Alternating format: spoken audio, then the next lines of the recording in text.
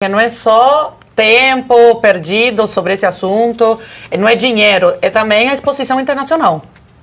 Porque hoje o Brasil, as manchetes que você vê nos jornais internacionais, o Brasil vira uma piada, não apenas pelo presidente, se dá para chamar de presidente, que temos hoje no Brasil, mas também pela ditadura que a gente vive hoje do Supremo Tribunal Federal. E mais uma vez...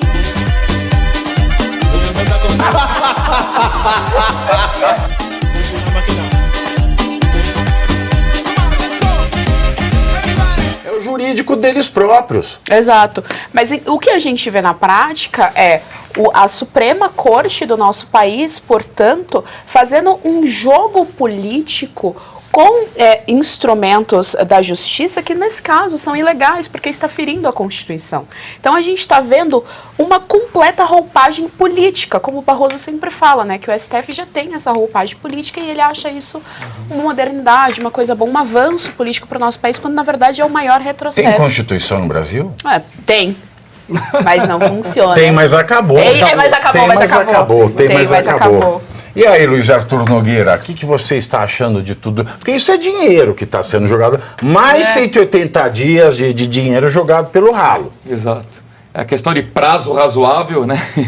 Não existe. Isso aí, o pleno do STF decidiu. Não existe prazo razoável para juiz do STF. Eles não precisam cumprir a lei de abuso de autoridade. Não precisa. E uma coisa que não é só tempo perdido sobre esse assunto, não é dinheiro, é também a exposição internacional. Porque hoje o Brasil, as manchetes que você vê nos jornais internacionais, o Brasil vira uma piada, não apenas pelo presidente, se dá para chamar de presidente, que temos hoje no Brasil, mas também pela ditadura que a gente vive hoje do Supremo Tribunal Federal. E mais uma coisa antes do Arthur complementar, vale lembrar ainda que enquanto eles estão tratando aqui de gabinete do ódio e de milícias digitais, nós tivemos o Vaza Toga com provas ali, dando base para aí sim, um gabinete paralelo que funcionava a mando do Alexandre de Moraes, inclusive o TSE, né, o tribunal funcionando a mando do Alexandre de Moraes, isso sim, criminoso, isso sim, uma organização para criar relatórios, para criminalizar as pessoas, e isso não é investigado pela polícia do Andrei, né, a Polícia Federal do diretor-geral lá do Andrei Rodrigues, que dá declarações lamentáveis. Andrei Andrônico está na andropausa.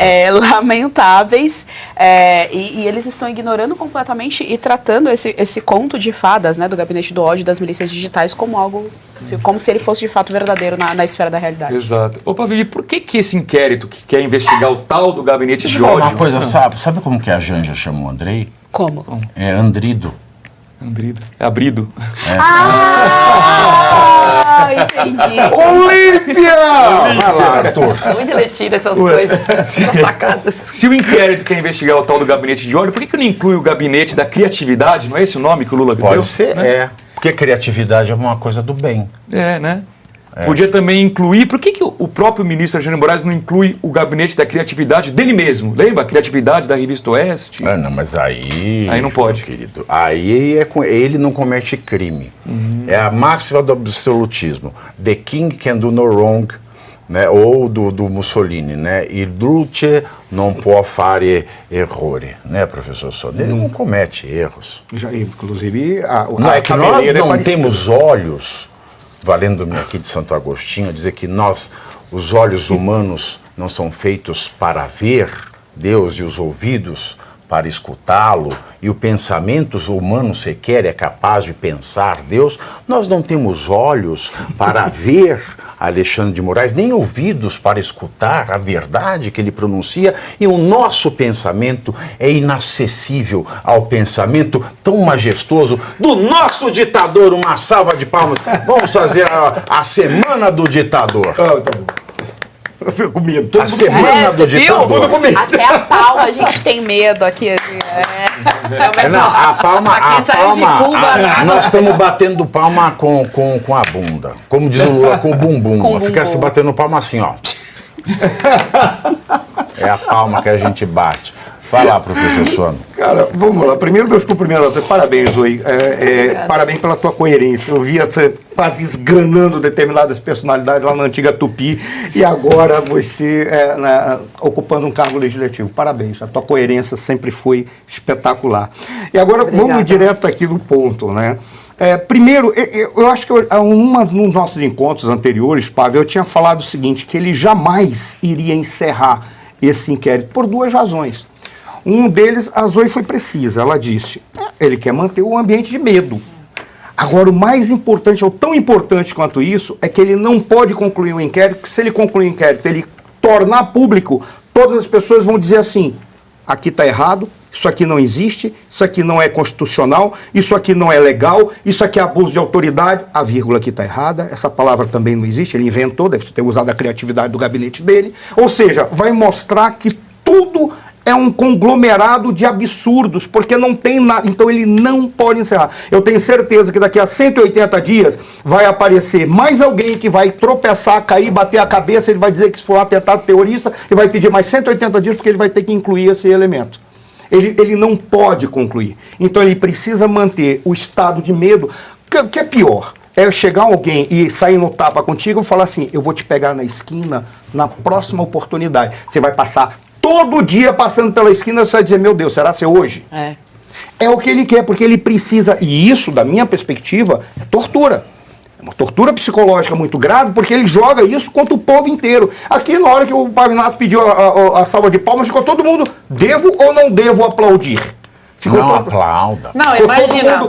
Porque todo mundo fica com medo. Não, hoje, eu pelo menos, eu durmo com medo de acordar no dia seguinte com a batidinha da PF na minha casa. Eu fico imaginando por me destacar na internet, por exemplo. Bom, se vierem uma batidinha, PF, se vier com batidinha na porta da minha casa, que não seja de coco, tá? E é uma dose bem caprichada. Você veio pro Brasil com quantos anos? Com 12. Com 12 anos. Você imaginou um dia que você viria e encontraria Cuba no Brasil?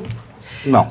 Mais ou menos. Já estava imaginando que isso poderia ser. Eu entrei na política aos 16 anos de idade, na época do impeachment da Dilma. Eu já estava vendo para onde estava se encaminhando o Brasil. Construído. E todo mundo, até pessoas da direita, falavam que eu era meio esquizofrênica.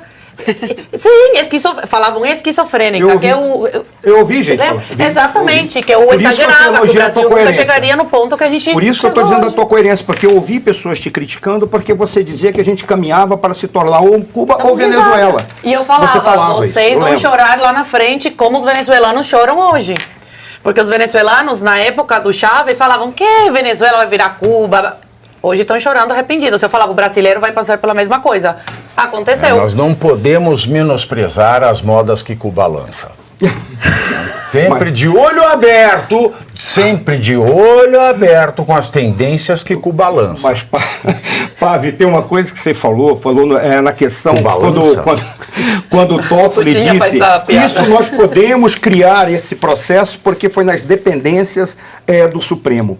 O mais absurdo é que existe, inclusive, uma expressão em latim. Eu esqueci, já não lembro, tem 10 já tentei. Deve ser au. Mas que eles fizeram o seguinte, eles chegaram a ter uma elucubração filosófica e falaram, como o Supremo Tribunal Federal, ele atua pensando a Constituição e tem um território nacional como um todo, então as dependências do Supremo são o território nacional. Isso é mais criativo do que a criatividade que eles queriam botar aqui para pegar a Oeste. Isso é de um absurdo, de uma criatividade, isso não é criatividade filosófica nem poética.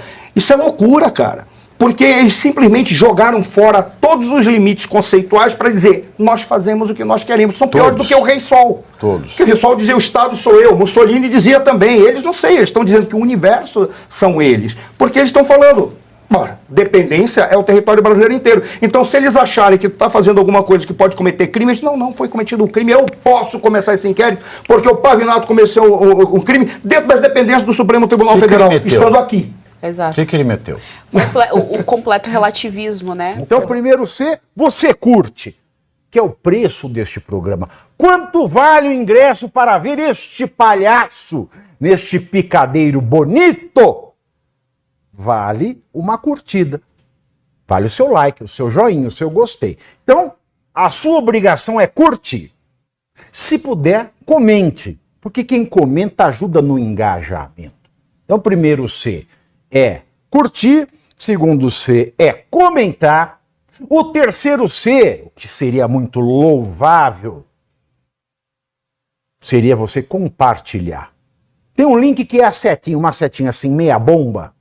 Sabe a setinha da pipa do vovô que se esforça, você vai lá, copia o link, cola no seu Orkut, no seu Facebook, no WhatsApp, no Telegram, manda sinal de fumaça, pombo correio, não é pombo correio do banheiro, é o pombo correio que leva as mensagens, você passa para todo mundo que você gosta, para quem você não gosta, você também passa. Então, ó, curtiu, comentou, compartilhou e se puder, se quiser, se o seu bolso comportar e se seu coração assim permitir, contribua com este programa que vai substituir o Jornal Nacional. Olha que pretensão maravilhosa, hein? Se liga, ô Bonner, nós vamos derrubar o Jornal Nacional. Esta é a meta.